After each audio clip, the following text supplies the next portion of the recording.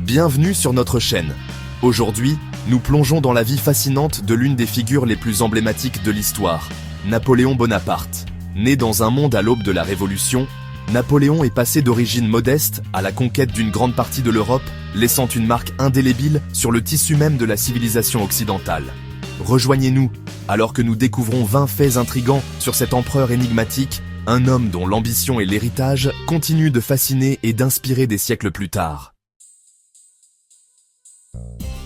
Notre histoire commence non pas dans les salles dorées du pouvoir, mais sur l'île sauvage et ensoleillée de Corse. Né Napoléon Bonaparte en 1769, juste un an après l'acquisition de l'île par la France, les jeunes années de Napoléon ont été imprégnées de l'histoire tumultueuse de l'île. La Corse, terre de gens fiers et indépendants, avait longtemps résisté à la domination étrangère, nourrissant chez Napoléon un sens aigu de l'ambition et un désir de distinction. Ses premières influences, comme le terrain impitoyable de sa patrie, façonneraient l'homme qu'il deviendrait. Les graines du génie militaire, d'une volonté de conquérir, ont été semées très tôt, au milieu de la beauté sauvage de la Corse. L'histoire, comme on le constate souvent, est sujette à l'embellissement, et la stature de Napoléon ne fait pas exception. L'image d'un général de petite taille, complexé par son manque de hauteur, est omniprésente, mais c'est un mythe perpétué par une particularité de mesure. Voyez-vous, les pouces français étaient différents des pouces britanniques à l'époque, ce qui fait que la taille enregistrée de Napoléon de 5 pieds 2 pouces est plus proche de 5 pieds 6 pouces selon les normes modernes. Bien qu'il ne soit pas un géant, il était certainement de taille moyenne. Pourtant le mythe persiste, témoignage du pouvoir durable d'une bonne histoire, même si elle n'est pas tout à fait exacte. Des sables brûlants d'Égypte aux champs enneigés de Russie, le génie militaire de Napoléon a marqué les champs de bataille de l'Europe. Il était un maître tacticien, célèbre pour son utilisation novatrice de l'artillerie et sa capacité à exploiter la faiblesse d'un ennemi à la vitesse de l'éclair. Ses victoires à Austerlitz et à Iéna, où il a déjoué et écrasé des armées plus importantes, sont devenues légendaires, cimentant sa réputation de l'un des plus grands esprits militaires de l'histoire. Ces campagnes, étudiées encore aujourd'hui, témoignent de son génie stratégique. Chapitre 5. L'impact de Napoléon s'est étendu bien au-delà du champ de bataille. C'était un réformateur dans l'âme, animé par le désir de remodeler la France à son image. Le Code Napoléon, un système juridique complet, demeure l'un de ses héritages les plus durables. Il a consacré les principes d'égalité devant la loi, de tolérance religieuse et de méritocratie, balayant les vestiges de la féodalité. Son influence s'est étendue bien au-delà des frontières de la France, façonnant les systèmes juridiques à travers l'Europe et au-delà. Et ses échos se font encore sentir dans les lois de nombreux pays, aujourd'hui. Chapitre 6. Dans un geste qui allait remodeler le destin d'un continent, Napoléon, confronté à des pressions financières et à une nouvelle guerre avec la Grande-Bretagne, a pris la décision capitale de vendre le vaste territoire de la Louisiane aux jeunes États-Unis. Cet accord foncier colossal, pour la somme de 15 millions de dollars, a doublé la taille de la jeune nation et a ouvert la voie à l'expansion vers l'ouest. C'était une décision dictée par le pragmatisme, mais qui a eu des conséquences considérables, façonnant l'avenir de l'Amérique et du monde. Chapitre 7.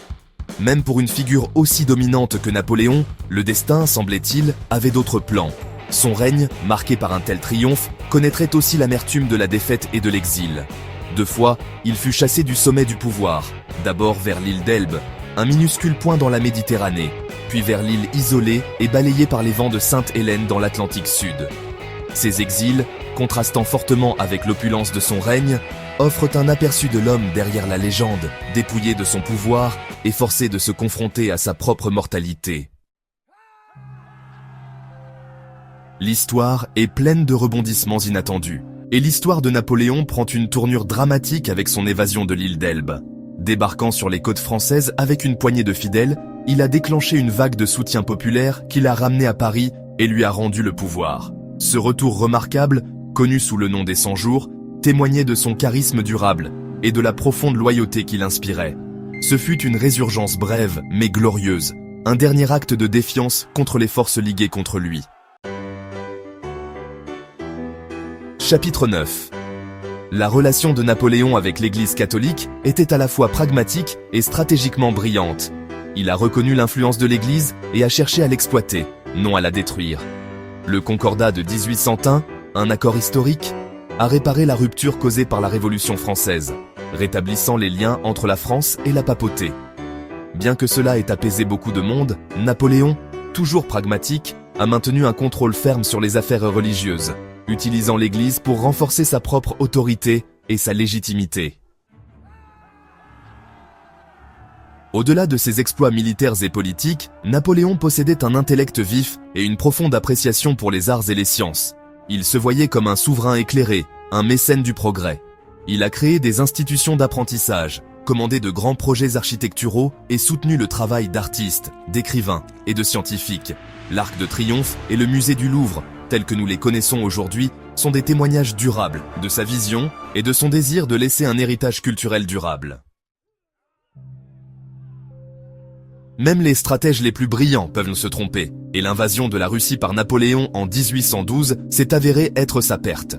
Ce qui a commencé comme une campagne de conquête s'est transformé en une lutte désespérée pour la survie contre l'hiver russe impitoyable et la tactique de la terre brûlée de ses ennemis. La Grande Armée, autrefois la terreur de l'Europe, a été décimée par la faim, la maladie et le froid russe implacable. Ce fut une défaite écrasante, marquant le début de la fin pour l'empire de Napoléon. L'histoire oppose souvent de grandes figures les unes aux autres, et dans le cas de Napoléon, son ennemi juré était l'inébranlable duc de Wellington. Leur rivalité, un choc des titans, s'est déroulé sur les champs de bataille d'Europe, culminant dans la confrontation épique de Waterloo.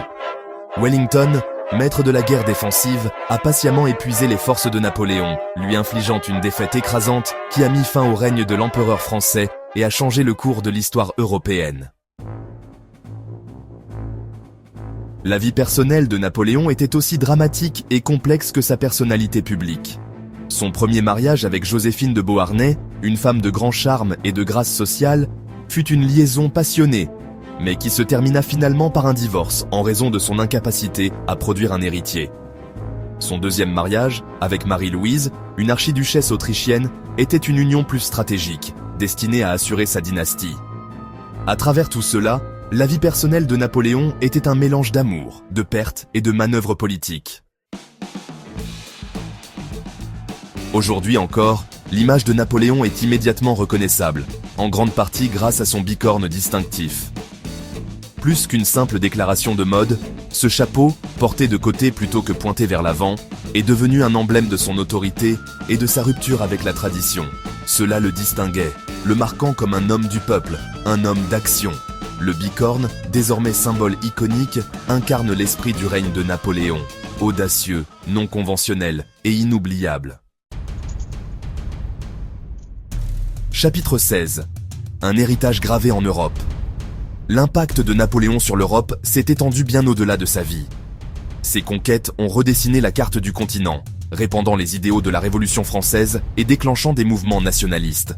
Ses réformes juridiques, ses innovations militaires et la force de sa personnalité ont laissé une marque indélébile sur le cours de l'histoire européenne. Il reste une figure d'une immense importance historique, un témoignage de la puissance de l'ambition, pour le meilleur et pour le pire. Chapitre 17. Le retour d'un héros. 19 ans après sa mort sur une île lointaine, la dépouille de Napoléon a fait son dernier voyage de retour en France. Son corps, ramené à Paris lors d'une grande procession, a été inhumé aux Invalides, un complexe de bâtiments dédié à l'histoire militaire de la France.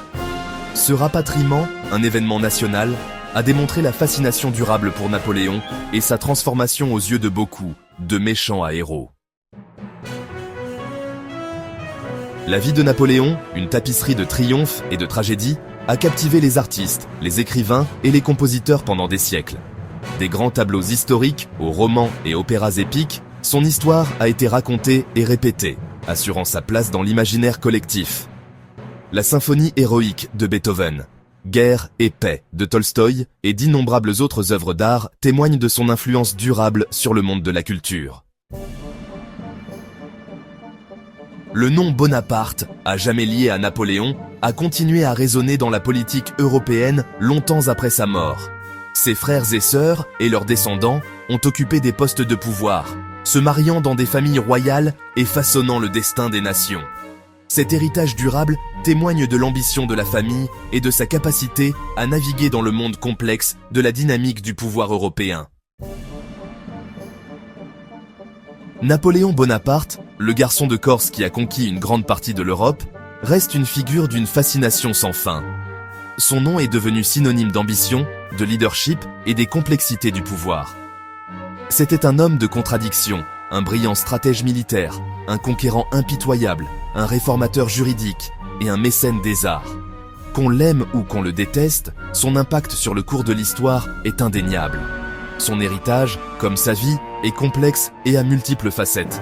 Un rappel que même les figures les plus imposantes sont finalement humaines, capables à la fois de grandeur et de graves erreurs. Merci d'avoir regardé. Si vous avez aimé en apprendre davantage sur Napoléon Bonaparte, n'oubliez pas d'aimer, de partager et de vous abonner pour plus d'informations historiques fascinantes. À la prochaine!